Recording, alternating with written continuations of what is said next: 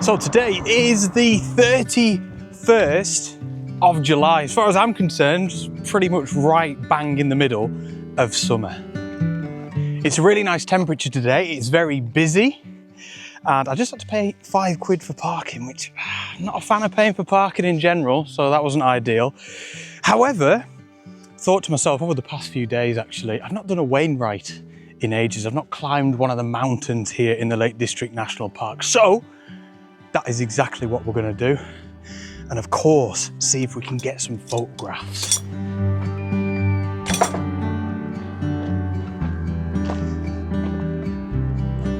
Now I'm shooting today with my Nikon Z7 with my favourite lens of all time, actually, the 24-200 Nikon Z. So versatile, that will likely be on the camera all day. However, I have also got my ultra wide angle, my 14-30mm. I'll chat a bit more about this in this video because I've had quite an interesting realization about this lens over the past year or so. And I've also got my drone as well. I get a few shots with this now and again. It's just the DJI Mini Pro 3, I think. And obviously you can just get some really cool perspectives with it. But yeah, that's the kit. And today's Wainwright is called Tarn Pikes. It's a wonderful area, so beautiful up there. I've never actually been up to the Wainwright, but there's a tarn called Tarn that sits just north of the top of the mountain. And Wainwright says actually it is one of the most beautiful tarns in the whole of the Lake District. And yeah, having been there myself a couple of times, I would have to agree. So we've got all of that to look forward to as well. But I am really excited to actually get up to this Wainwright because I've been up this area loads of times actually. But like I said, I've never been up to the top of Tarn Pikes. So I'm already stopping here to grab a photograph. Just feels classic Lakeland. I thought that I was going to have to take this image with the wide angle lens. However, I don't know if any of you get this, but I always feel like 24mm on full frame, I always feel like it surprises me at how wide it is sometimes. It is still such a wide angle. And that, like when I was showing you my gear before, that is why I love this 24-200 lens so much, because of that versatility from such a wide angle, like I said, of 24mm to zoomed in at 200. It's brilliant, especially in places like this. Now, don't get me wrong, it's not going to be the best photograph that I've ever taken. It's very messy. In fact, this main tree down here in the foreground is very chaotic, but I think that's what's drawing me to this scene, you know, all of the chaos. The tree is leaning off into all of the ferns and down into the valley. It's fantastic. It really is a beautiful subject. That's what caught my eye in the first place. So yeah, it'll be something like that. I'll maybe have to step back just a little bit to widen the frame a little bit more. I just don't want to cut off the top of that tree. That's really important. I'm just shooting in aperture priority, sticking it on f8. It doesn't really matter here. ISO's on auto. It's gone up to 500. And then yeah, it's looking at 1/1000th of a second. I mean, to be fair, I should probably shoot in manual, make the shutter speed a bit slower so I could bring my ISO down. But you know what? Over the past 2 or 3 years, I've just stopped caring so much about ISO unless it starts getting really high, you know.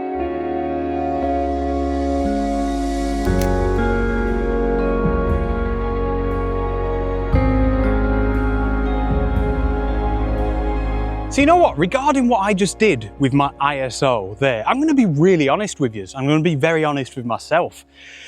I think doing that is laziness. I think the way I look at it is if I was running one of my photography workshops or a one-to-one, teaching somebody, in that scenario then, there's no way I'd have told them, yeah, just let your ISO do what it wants and don't bother looking at your settings for the most part.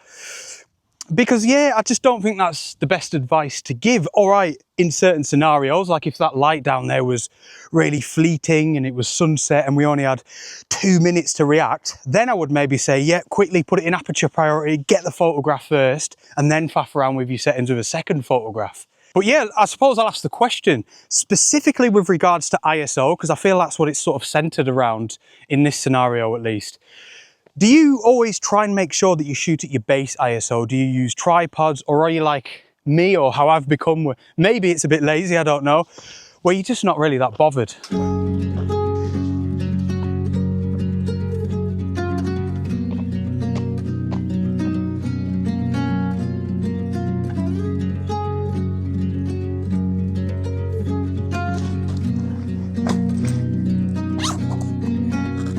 So over the past few weeks, I've been preparing my calendar, my 2026 calendar, which by the way, is I think a really good project for any photographer to do. Even if you're literally just making one calendar for your own wall, for your own bedroom, for your own office, whatever it is, because of this fact, it forces you to essentially pick your favorite 12 photographs. There's a few variables to it with seasons and stuff, of course, but yeah, in many ways it's your favorite 12 photographs from the previous year. And I just think it's really good practice as a photographer to look back at some of your recent work and really feel inspired by your own photographs more than anything, rather than just looking to other photographers all of the time. Now, where the old wide angle lens comes in is not one of the photographs that are going to feature in my 2026 calendar have been taken with my wide angle lens, which to me is absolutely mad. And as I'm talking here, I've realised I don't really have a point. There's no point to this chat about my wide angle lens and how I've not used it over the past 12 months. I think it's just nice when you take notice of what gear you're using, what focal length you're using. And I don't know, yeah, for me, it makes me think, the next time that I go out, probably somewhere like this, I want to try and make a real concerted effort to use my wide angle lens. So stick around on the channel. There may be a wide angle only photography video coming soon, if that's of any interest to anybody. But yeah, really weird, I thought. So we've not actually got that much further to go. We've got about another 100 meters of elevation and we're there, but I might have a little look around the Tarn and stuff as well, or at least try and photograph it from a bit more of a vantage point when we're up on angled Tarn Pikes. I was just looking at this fell here, which is the mass of Place Fell. You can see the path off in the distance, just sort of zigzagging up. I actually got this photograph, which I thought was weird because I was looking back and I always remember that photograph. I always look back to it as one of my favorite kind of wintertime wide angle photographs. It's exactly what I love about the wide angle lens, finding some interesting foreground and, you know, just marrying it perfectly with something that's off in the background. Again, that's why I think coming out in the mountains is a great place to bring a wide angle. But anyway, enough about the wide angle lens. We'll get round to it at some point in the future. Let's crack on up to yet another Wainwright and hopefully get some more photographs. So that there is angled Tarn Pikes, really. That's the final destination. And you can see now we've got some really nice views again back down to Brothers Water. And you know, I was just thinking then,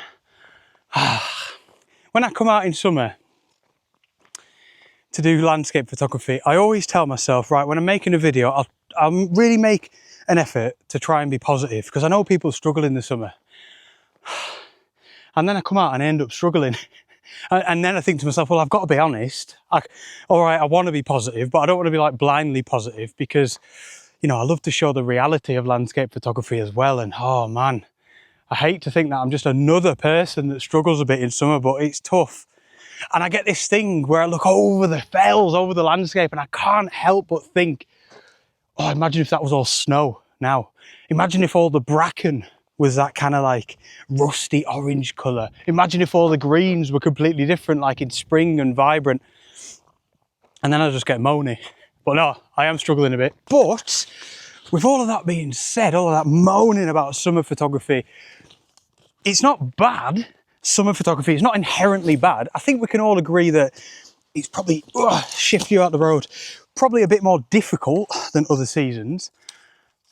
But I think it's mostly a mindset thing, you know, and I feel like I was then. You can slowly start slipping into that negative mindset where you're just blaming everything on summer.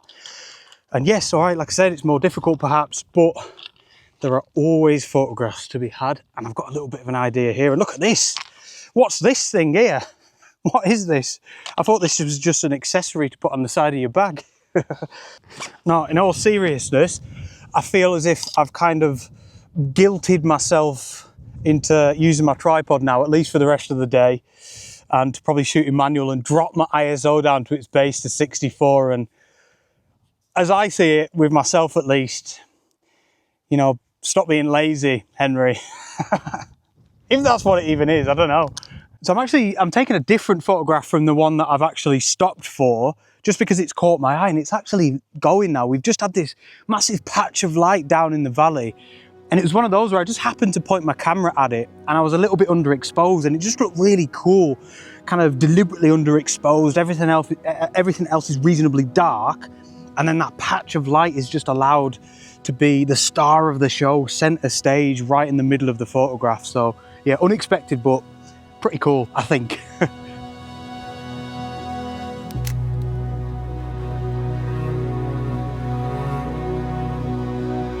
So the actual photograph that I'm taking here turns out to be a panorama, which is great for what I was just talking about shooting in manual and controlling the ISO and using a tripod and all of that stuff, because I feel like more than any type of image you take out in the landscape, the panorama is where you really have to be ultra manual. You know, my settings, my focus, even my white balance is in manual here. Actually, I've got it set to 6,000 Kelvin. So I'm starting here on the right hand side, and that peak there, the kind of prominent conical shaped one, is called Cam, and then we're just moving across from right to left like this. We're zoomed in at 200 millimeters, and it's really nice. You can see there are a few patches of light over on Helvellyn in that area, and we're getting some down in the foreground as well, or the bottom of the image. And those patches of light are changing so quickly, so it's just a case of sitting down here, chilling out, and just trying to catch the best of all of that light. I have got my ISO on 64. I'm really quite proud. F11 and 1/400th of a second, but again, with the light, that's changing every minute as well, every second.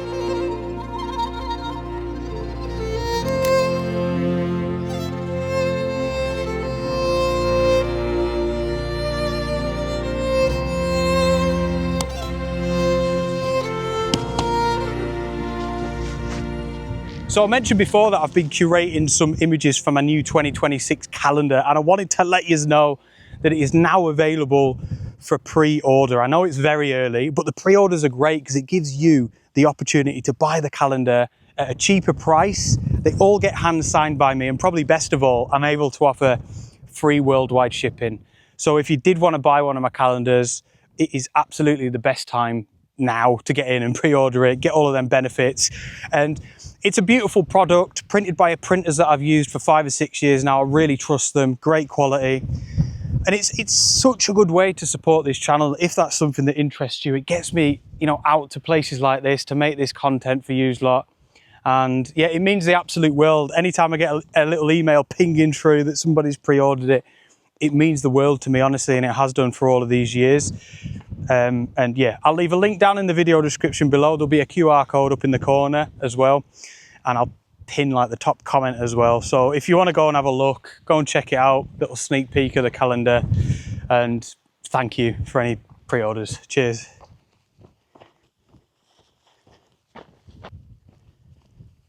So we're sort of going back on ourselves now, because it's Tarn Pikes. It's a plural, there's loads of these different pikes. I think this one's the southern top, which is almost the same height as the northern top, which is over in this direction. We want the northern top, as I think it's only 6 feet higher than its southern counterpart. But for us, that makes it the top of the Wainwright, and thus another one. And oh no, in this area, look at it. I think the views are gonna be spectacular. Let's go and have a look.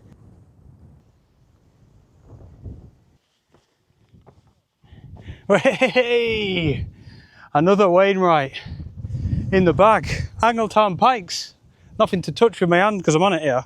That'll do, jury. Look at that, ace. I'll do a little 360, you'll have to excuse the wind. Beautiful, absolutely beautiful. Really one of those that feels like, you know, it's all relative I suppose, but barely any effort to get up here. Views out towards Penrith, Ullswater again, and it really does open up when you get up here. And I don't know if you could spot in the background, but I think we might be getting the wide angle lens out here. Wow, this has been tough. I managed to get a photograph. The reason it's hard is you can maybe see from that angle, I kind of want some of the heather that's down here in the foreground. I want that in the foreground of the image, in the shot. but I have to make a sacrifice. I can't get the heather in and get the lake in as well, Brothers Water. But I mean, in itself, it is just a really nice scene, isn't it? Extremely kind of craggy, foreground fell, you know, great for the wide angle. Background fells as well. We've got a little puddle here on the left hand side, a nice expansive fell side. It really is made for a nice wide angle image, and all I've had to do really is choose to sacrifice Brothers Water in the image, which I think is probably the right decision, because if I didn't, it'd mean getting no photograph at all. But it's all right. Yeah, it's nice. It's just a landscape image, wide angle, some nice heather down in the foreground, and I feel like it was definitely worth getting the camera out for.